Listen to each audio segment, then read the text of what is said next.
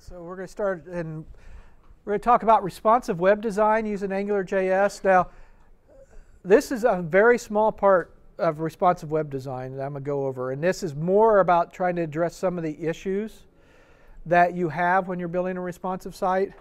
I'm not going to go into CSS Media Queries and a lot of that detail. This is more about what can you do from an AngularJS perspective, that if you're trying to build a one-size-fits-all site that's going to change its appearance, and that what can you do to make it fast, snappy, and eliminate a lot of the issues that you. If you were looking for me to teach you about responsive web design, this is about all I'm going to tell you. It's an approach aimed at crafting sites that basically give you the best viewing experience no matter what device you're on. So if you go to the site, whether you go to it on a desktop, a tablet, or a mobile, you're going to get the best experience for what you're using to view the site with.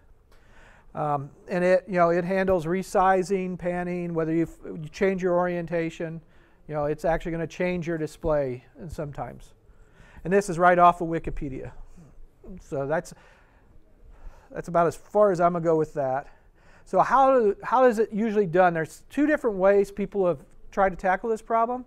And the first one is what a lot of people will do is, based on what the user agent is coming in, they're going to redirect you to a different subdirectory. They're either going to send you to like a desktop tree, or they're going to send you off to a mobile tree. And this is what Microsoft's MVC, they've actually built that into it so that you can actually say, I want to build a responsive ready MVC app, and it'll generate both a desktop view and a mobile view for you whenever you create a view.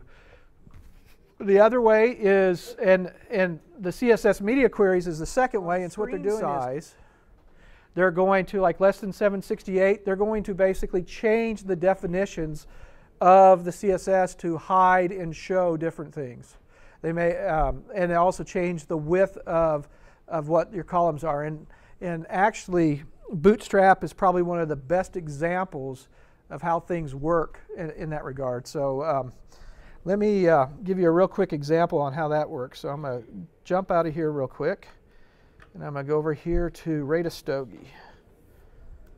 So this is a little site that I had worked up a while back, but it's actually built with Bootstrap. And if you watch what happens as I start to move, you're going to start seeing things collapse and things drop down here when I get to a certain size. You'll notice that right about this point here, it goes from three rows across to one row up and down. And so everything is basically here. And if you notice, the menu disappeared. So if I pull it back out, you'll see that the menu will come back up, the navigation pane. So now you've got a drop-down menu type of thing here. So this is actually done all based on the width of the screen that's coming across as a viewport.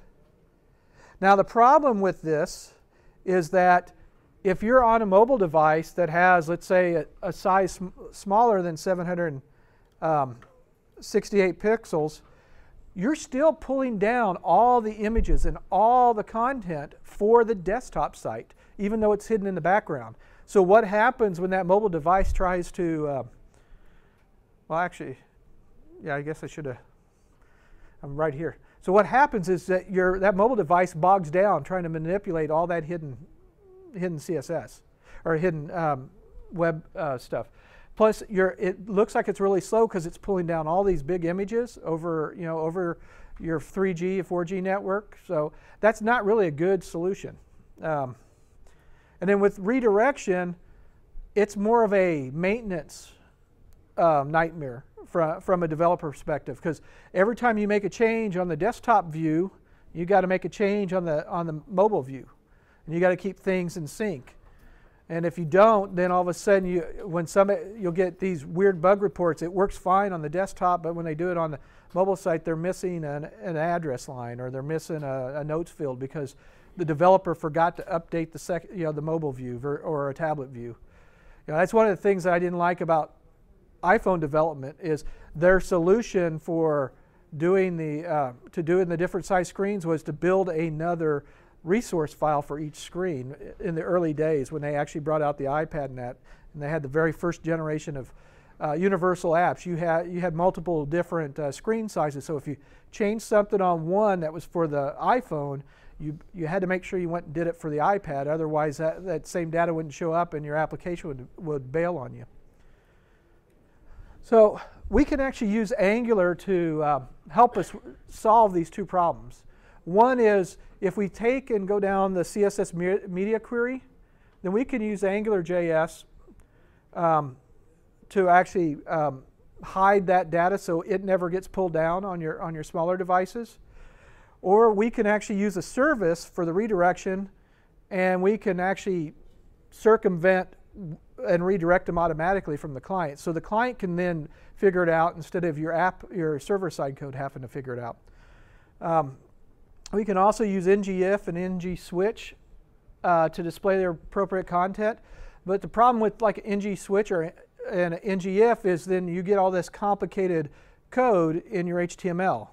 If mobile, do this, or ngSwitch mobile, and stuff like that. So that isn't truly a really good way. So what we can do is we can build custom directives to handle whether we hide something because it's on a mobile device or a tablet, or show something, because it's on desktop, and kind of take the same tack that ngSwitch or ngIf and ngSwitch does, so that we don't ever render that content. So it'll go through, it comes down initially, and if you use ngSource so that it doesn't actually, the browser doesn't see a source for an image tag or something like that, you can actually just basically, it comes down with your HTML, you remove all the HTML that's not supposed to be displayed, and then only render what you need and only go to the server to get what you need for your display. So I'm going to kind of go through two different versions. The first one is the redirect by using a service, and we're going to basically feed that in into our route configuration. So we're going to basically, at the time we're actually set up our routing, we're going to basically determine, are we a mobile device or a tablet, and then we'll redirect everything appropriately. So let me switch over here to WebStorm, and so this is a start of a library that I have up on GitHub, and the link will be at the end of this, but it's basically called Angular Responsive, and it's a service and 4 directives.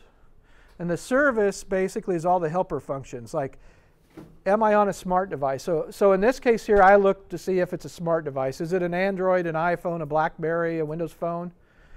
And then that in combination with the screen size, I'm going to come back, this is a mobile device, this is a tablet, or this is a desktop.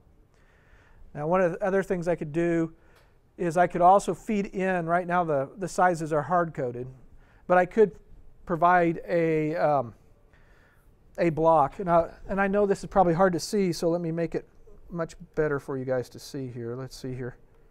Oh, come on. You mean a screen resolution range? Yeah, screen resolution range. So hopefully you guys can all see that a little bit better. Or should I make it a little bit smaller?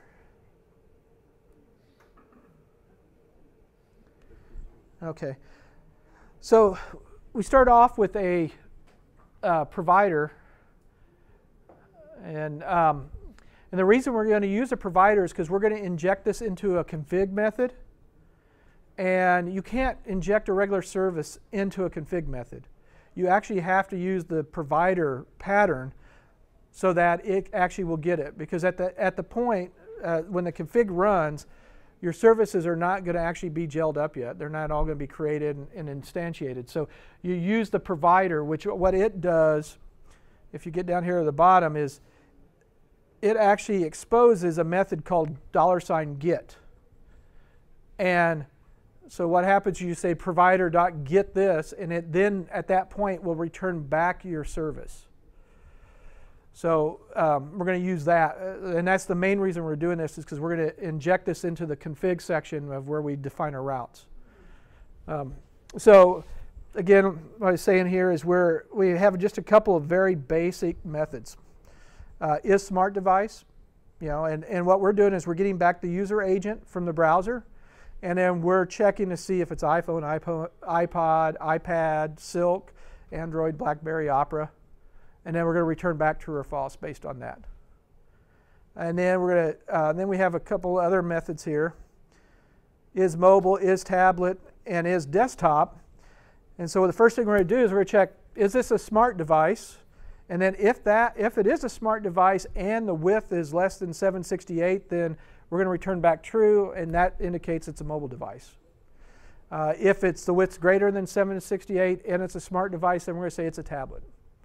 Otherwise, we're going to just say if it's not a smart device, we're going to consider it to be a desktop. We don't care about the width.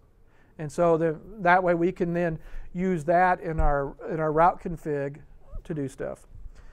Now, and I'll get into the directives a little bit here when we look at the second project, which actually uses the directives to hide things. So let me go over here and I'll pull up, let's see, this is app 2 that we're going to play with. So this is a first of all, if you notice I have, maybe I can make this bigger. He's not going to do it. Let me try this. What is it? Control mouse wheel? Yeah, he's. What? No, he's not going to go any bigger. Anyway, I have a desktop folder and a mobile folder. So here's desktop, and it has a partial 1 and partial 2. And let's make this big again too. I should change my. I hate this. Come on. So really all I'm doing is desktop view 1, and the other one says desktop view 2.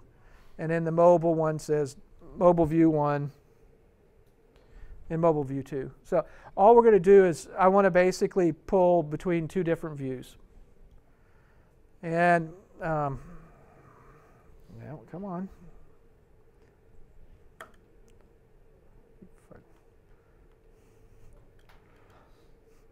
This just doesn't want to work for me today.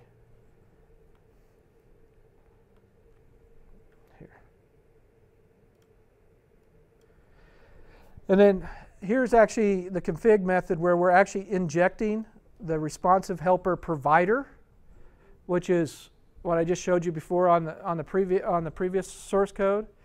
Although it actually is defined as responsive helper up here, because we're using the provider pattern, it actually AngularJS adorns uppercase provider on the end of it. So you're going to get the provider, and then if you notice here, in the config method, we say $get, and that's actually going to give us back our instance of our service. And so we're going to default to device equals desktop. So we're going to say if it's not a mobile device, we're just always going to default to desktop. But then what we're going to do is we're going to make a call to is mobile, and if it is, we'll change the device to mobile. So we're just right now we're just playing with mobile versus desktop. And then the route, what we did is we just changed the template URL to device plus partial. So that's all we're doing on this. So this is a very simple way to say, okay, I'm going to go send this down this route, or I'm going to send it down that route based on the device. So let me go ahead and I'll bring up, let's see, and where is my web service here? Let's see. Oh, it's probably up here in app. Oh, well, I guess it's a grunt. Let me try grunt. Jim, I've got a question for you. Yeah. Would the route provider method only be used for single-page applications mainly? So the guy's not working on those kind of single-page applications, won't be using something like route provider, or does it still use it for navigation? Okay. Is the route provider being used for? This is actually being used for a single page. You could actually use this for anything, but right now we're just using this to change where we pull the partials up. So when you do /view1, instead of it doing the normal, hard-coded partial one, we're going to say, because it's a mobile device, go to mobile /partial1 and pull that. And I'll actually show you that when we get the app up here. You'll see it. Okay, so I've got it running, so let me switch over here and we'll go to localhost 8000. And we want to go to app 2, so. So right now this is desktop 1, and let me bring up the network and we'll refresh it here. You'll see what it's actually what it's requesting right now. I'm just going to go ahead and, if you notice it, we're going to get our response. We're going to get our helper, and maybe I can actually make this big too. Now, yeah, there we go. He's not going to make it any bigger, but it's going to go through. It wasn't a mobile device, so it skipped over it, and we'll change it. But what I wanted to look at was the network here. If you notice that he actually got the partial 1 off of the desktop is where he went and got it. So now if I go back over here and let's go to sources, and we'll bring up this, and I'm going to emulate Samsung Galaxy S4, and if I refresh this, what we should see when I do this is it's going to pull that view from mobile now, is where it's pulling the view, is the mobile view. So based on that agent string, he's kicking through there and doing that. Now if I go to view 2 here, so if you notice, it doesn't on our app. You're not seeing /desktop/view2 or /desktop/view1. It's just /view1 or view2. So as far as the user sees, and when they set a breakpoint, and you come back to this breakpoint, it's going to, and you come back to that breakpoint on a different thing, they're not going to have to resize their screen or anything, because the client's going to say, oh, I'm going here, but it's a mobile device, so I need to mobile/whatever. So this is just a very simple way to kind of handle that. Now the next thing we're going to look at is we're going to look at a couple of directives that are they're just as simple, but they use transclusion, and they actually use a transclusion function. Or did I even go that far? Yeah. So we actually use a function to basically either render the scope or don't render, or render the transcluded scope or not in the function. So let me hide this so we can kind of get to it. And the first thing on this is that you'll notice that I'm not dealing with resizes. When I develop this, it's like when I come to that server or I hit that, I'm either on a mobile device or not. I'm not really switching from a mobile to another device. So what I was like, I'm going to keep this as a simple example. But you could go in and put on, you could basically look for window on resize and handle that as well. You could go back through and redo it. But what we're going to do is I provide back a post-link function. And at this point, whenever the attribute AR mobile changes, we're going to basically remove the child element, destroy it, and set it undefined, because we're going to clean up after ourselves. And then we're going to check and see, is this a mobile device? And if it is, then we're going to create a new scope, and then we're going to basically recreate that element using the transclude method, pass in the child scope and the clone that is actually sent into here. And this is kind of, this is a little bit more advanced Mojo from directives. Chapter 9 of the book Mastering Web Application Development with AngularJS goes into this in really strong detail, and there's a chapter on the AngularJS directives book that goes into it. But the whole idea is we're holding off rendering the DOM until this point here on line 62. And if it is a mobile device, then we're going to go ahead and we're going to insert that DOM, that child DOM, back into, or we're going to take that element and shove it back into it, compile it and shove it into the DOM so it'll be there. So at this point, because this is and I should show you that we're actually doing a transclude on our directive. So that means that everything that was in it is given to us as what they call a clone. And then we can either stick it in and display it like normal, or we can basically hold off and not display it. And this is the same thing that ng-switch and ng-if does. And then and the other two directives are pretty much exactly the same. A tablet, we're doing the same thing. We're looking to see when the attribute changes, which means the first time in the link we're going to get called. So we'll at least do this once. But if we do have a child element, we'll get rid of it and we'll clean it up, and then we're going to check to see, is this a tablet device? If it is, then let's go ahead and take that clone, recompile it, and shove it back into the DOM. And then we're just going to stick it right after the element, which is what we're doing here. And then with desktop, we're saying, okay, if it's a desktop, do the same thing. So, I mean, this is really repetitive. But what we're doing is we're using a different directive instead of trying to, and we'll get to another one here where we're actually, it's a multi, so like I want it to be on tablets and mobile devices, then let's go ahead and do it. So I'm just trying to kind of keep it simple. And I don't know if any of you guys have seen my examples before, but I always do very, very simple stuff that shows it. You can build on this, make it more complex as you want. But this other one it's just AR responsive. So this one here, you actually pass in an array of device types. And then what we're going to do is we're going to check and see if this is a mobile, if you have mobile in that array of device types, we're actually passing in an object.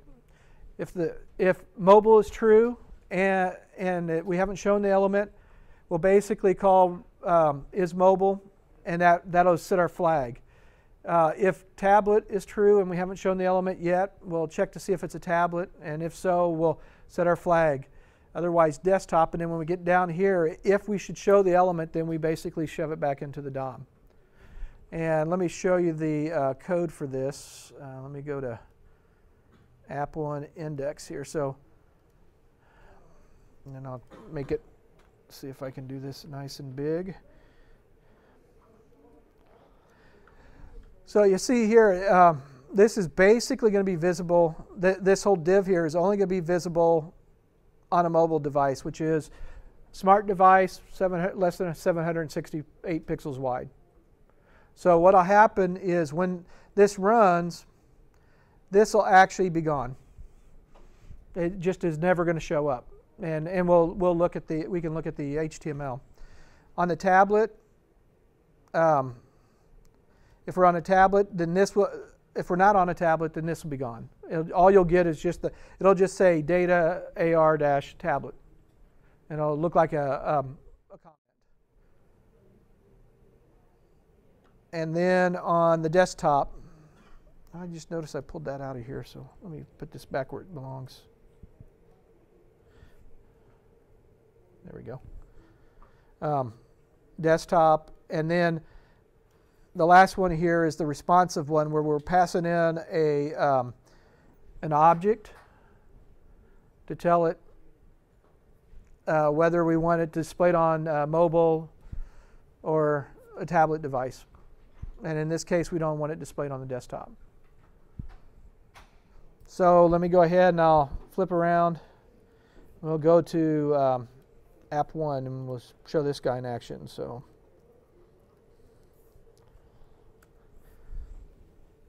we get basically, right now it's a desktop device. So if I go in and I bring this up, and let's go ahead and we'll emulate this and we'll refresh it.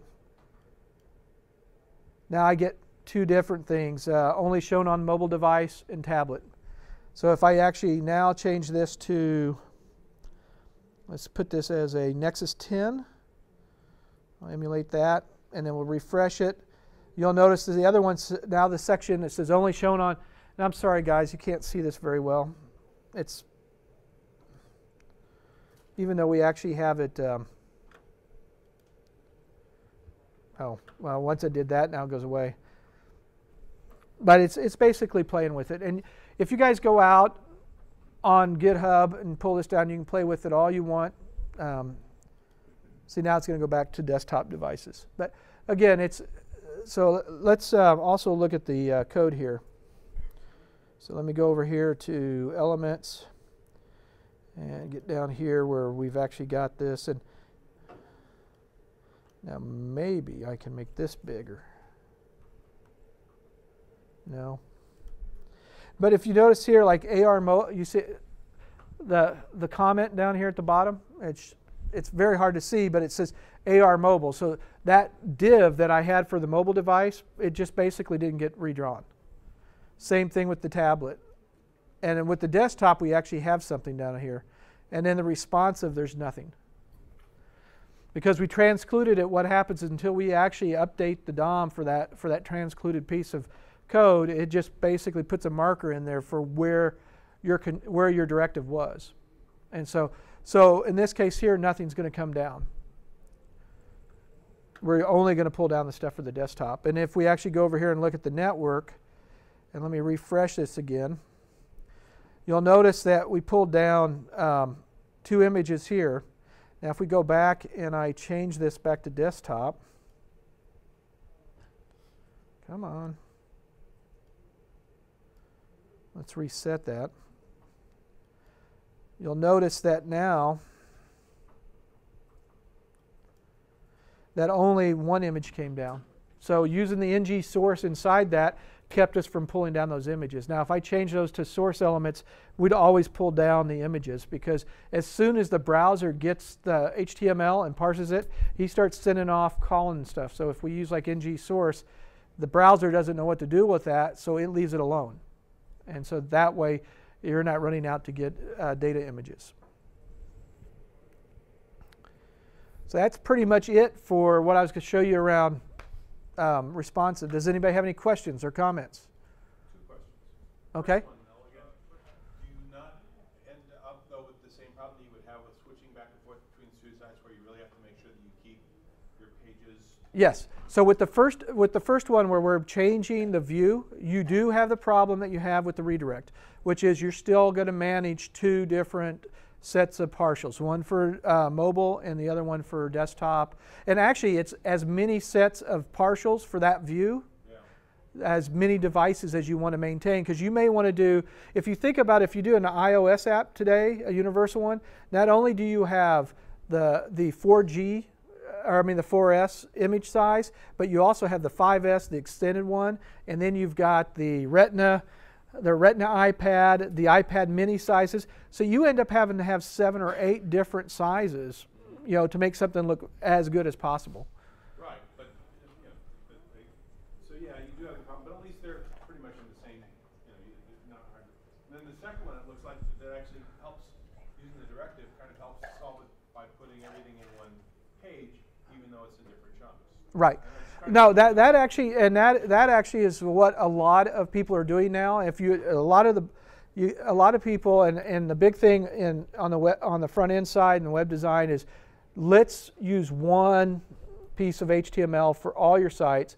Use CSS the way it was intended for. Use CSS Media Queries and change your CSS on the fly based on the device. So what you're really maintaining then at that point is your CSS changes based on the device. But you still have total control over what you're doing. The width of your fields, how big your columns are, and everything. So you can actually do a very nice thing. And the good thing about it is that on the fly, you're only maintaining one partial for that site instead of 2 or 3 different partials. Any other questions? I do have a comment that I think that the single approach is better, that you have everything on the same place and not keeping multiple versions of it. Just because we're seeing that we do white label, so we know that it shoots very well. But you can also do the same thing here with ngIf, and still having the service that evaluates just once instead of every single time, which the directive will do. Yeah. So once, if it's a mobile, if it's an iPad, or whatever it is, and then with ngIf, what ngIf will do is, after the DOM has been rendered, it will remove that element from the DOM and then reapply it again only if the condition applies. So it's exactly the same benefit. So the comment is, instead of executing this every time, your service basically does this once, stores it off, and then when you're in your code, let's say, or even in the, let's go back to this here.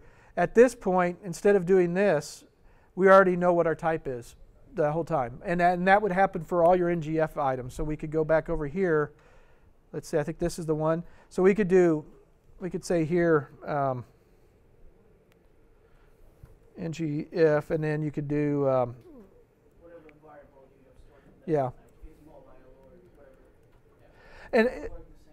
yeah, the reason I didn't do this is because when you get into, so what happens here now is there are all sorts of different combinations, right?